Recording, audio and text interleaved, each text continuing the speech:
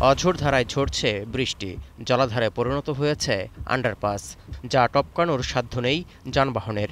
এই অবস্থায় বাধ্য হয়ে গাড়ির গতি রোধ করে বিকল্প পথের কথা ভাবতে হচ্ছে চালককে। দৃশ্যটি যুক্তরাষ্ট্রের টেক্সাস অঙ্গরাজ্যের হিউস্টন মহানগরীর একটি হাইওয়ের।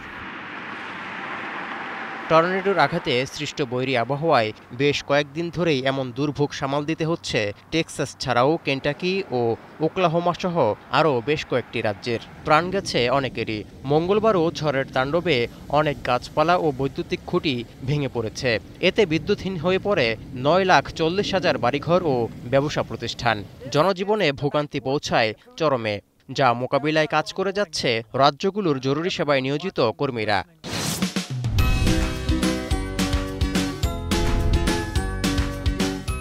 We did have a significant amount of damage throughout our state. The governor went through the list of the counties that we know have already declared local states of emergency.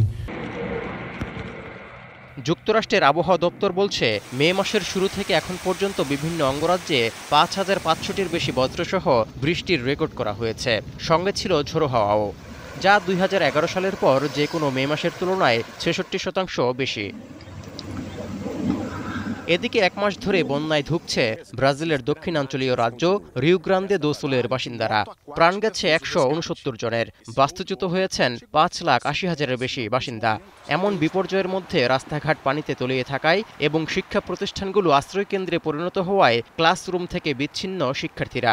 এতে পড়ালেখা ছাড়াও মানসিকভাবে ভেঙে পড়েছে 2,000 সরকারি স্কুলের অন্তত 2 লাখ শিক্ষার্থী।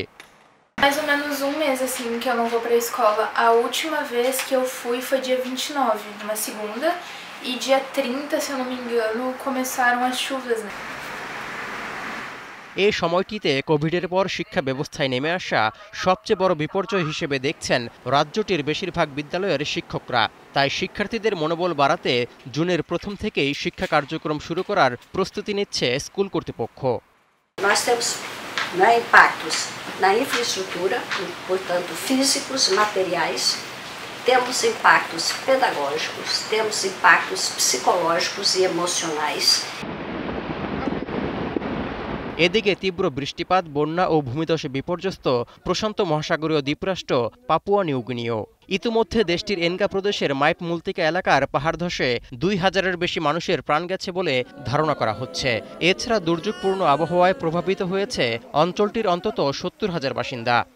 In this year we had extraordinary rainfall that has caused flooding in river areas which caused not just economic loss but lives of our people perished in those disasters. দুর্যোগপূর্ণ আবহাওয়ার তাণ্ডবে চলতি বছর ইতিমধ্যেই প্রায় 13 কোটি মার্কিন ডলারের আর্থিক ক্ষতি হয়েছে বলে জানিয়েছে পাপুয়া নিউগিনির সরকার। ক্ষয়ক্ষতি ও প্রাণহানি কমাতে ভূমিধসের ঝুঁকি আছে এমন অঞ্চল থেকে সরিয়ে নেওয়া হচ্ছে বাসিন্দাদের। তৌহিদুর রহমান, এখন বিশ্ব।